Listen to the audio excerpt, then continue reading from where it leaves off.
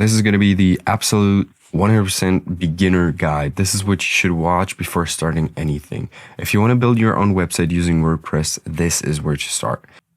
By no means am I an expert in any of this, but I got to a point yesterday where I almost quit, but I pushed past, and then just some things clicked. And I want to teach you these things because these are like the fundamentals that will make you go crazy if you don't get how these work. Most of these have to do with the website layout, with how you set your margins, your paddings, so that it actually looks right and that it actually is uniform and not indented, and you can change some settings and then it's messed up and you don't know how to change it back. That's my situation yesterday, and it drove me crazy because it looks so bad. Anyways, we're going to go on this website, hildexa.com, and this is what we're going to work on. It's a German web page, but don't mind that. We're not going to focus on the contents of this page. We're only going to focus on building this page. So let's go onto the home page, and here's a bunch of things that we could worry about. It's like the heading banner. This is the best way I've found to do it up until this point. Maybe I'll find something better because this still has this huge banner up top, the black bar. I think this looks good, so we're going to keep it, but this is what it looks like now. It's obviously not done. It's just some placeholder text, and there's a lot more content to come, but that has to be produced. So this is what we're working with right now. As you can see, I finally got it to work, that everything is where it is supposed to be. You can see the border on the right, and that it looks good. Also, the border is a bit wider than it was when I first set it up, because WordPress for some reason just makes these borders on the side so big that doesn't make any sense. It doesn't look good. So I'll show you how to change that too and make it look modern and actually feel like a nice website, like a high quality website. So let me actually show you what it looked like first, and we're going to open this panel on the top left. This is the most important view, and it's super hidden. I found about this super late, but it is like the only way to really work with this web page, because you get these groups and you can click here on this icon, but it's not going to work the way you want it to work. So better work here with these, and you can click on these. It'll open the groups up, and this was the most difficult one, probably, this raster thing. If I put it outside of the group, as you can see, it goes past this point, this line that I'm drawing right here.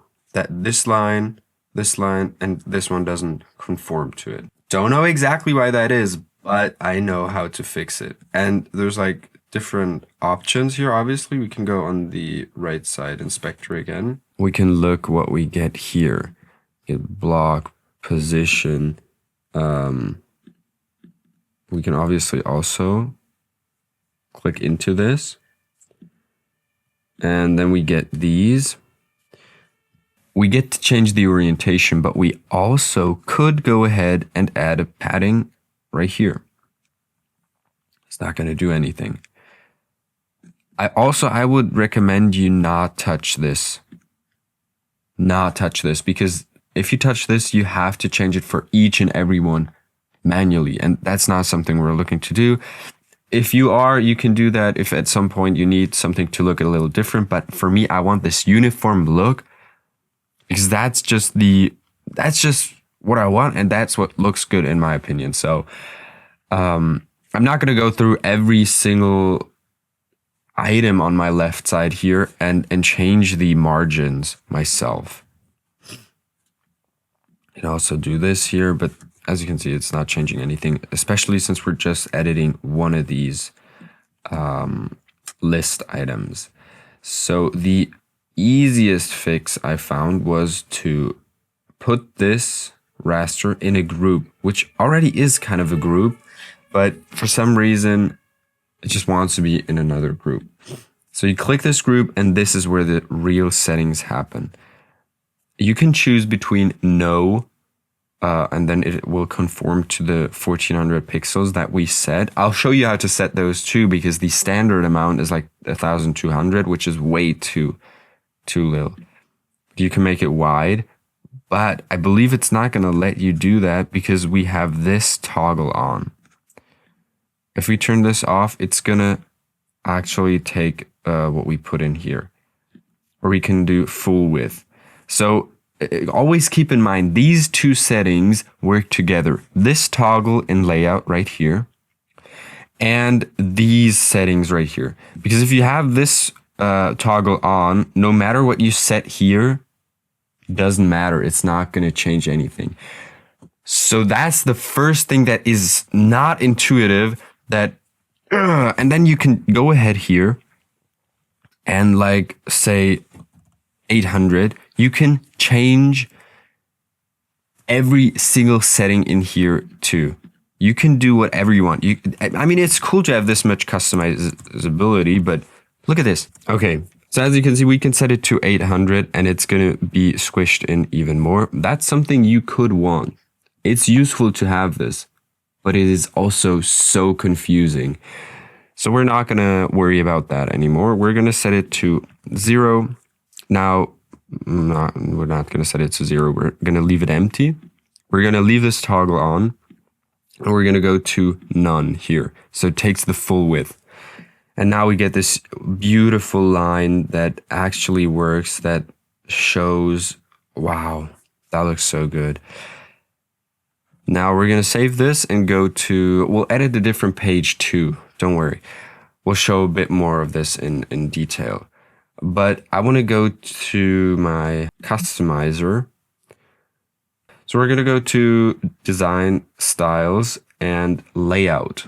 This is where we put our width.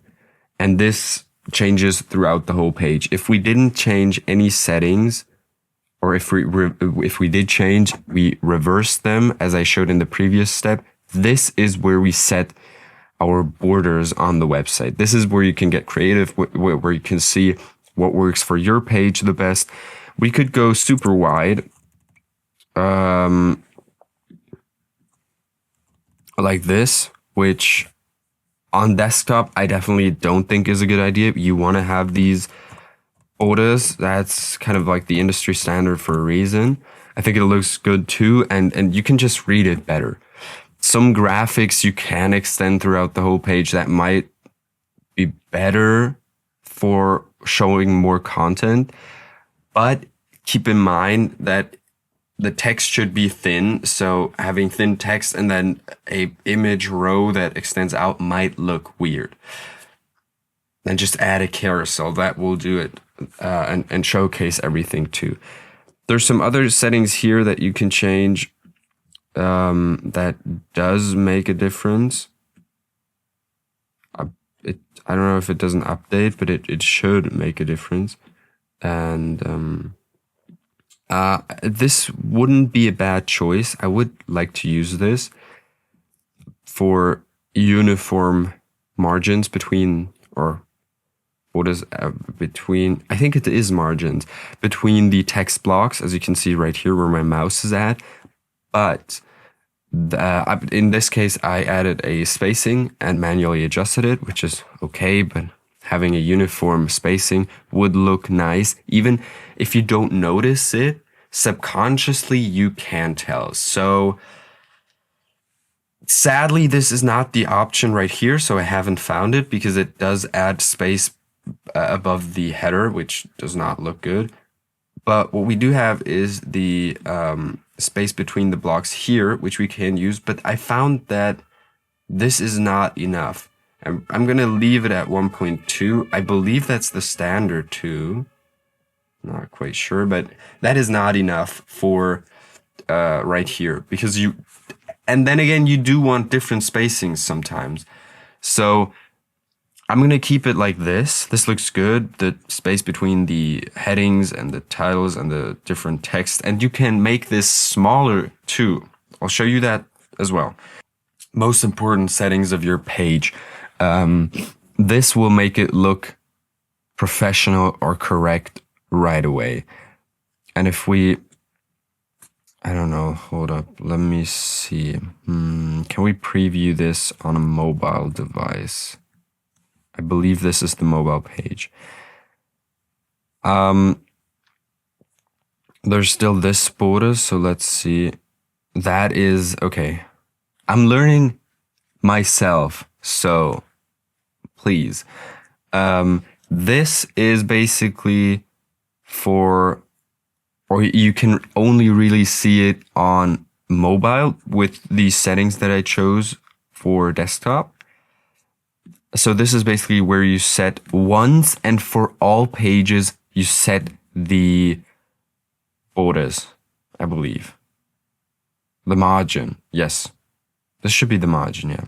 It's kind of confusing, but you get what I'm saying. You set it here once, and I actually need to get a new battery for my camera. So where we left off was this setting right here, where we can change the padding, the margin on mobile pages.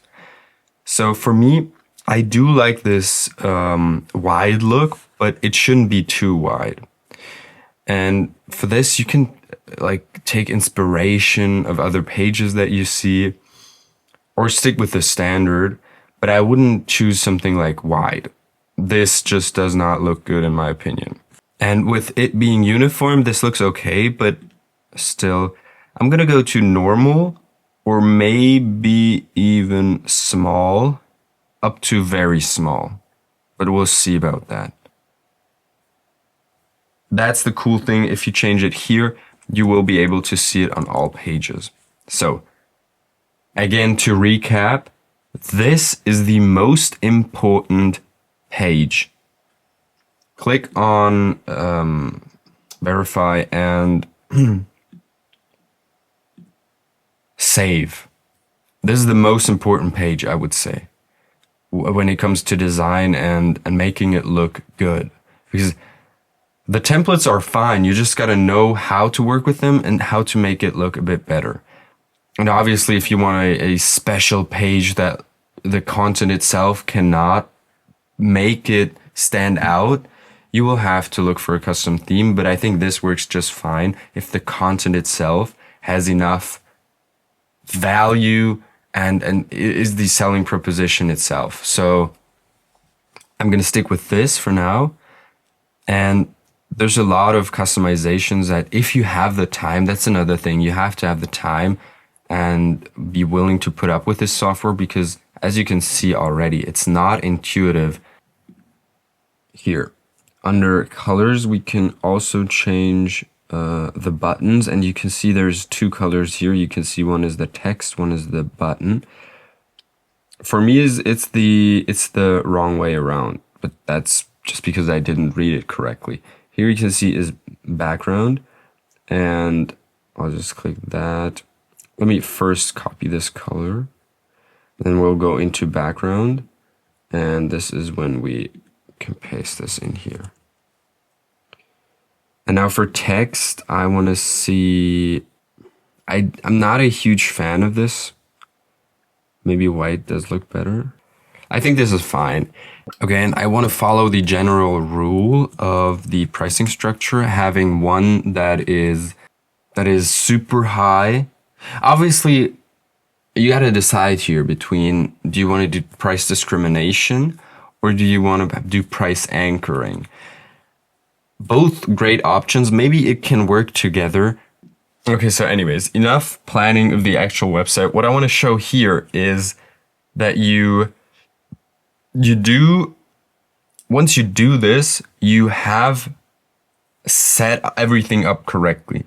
If you, as you can see, it does select the correct margins for everything, and you can check this yourselves. Make sure this is turned on. Make sure this is, well, if it's the template, you can leave it, but If you want to see what it would look like, you can do this too. But I think this looks fine.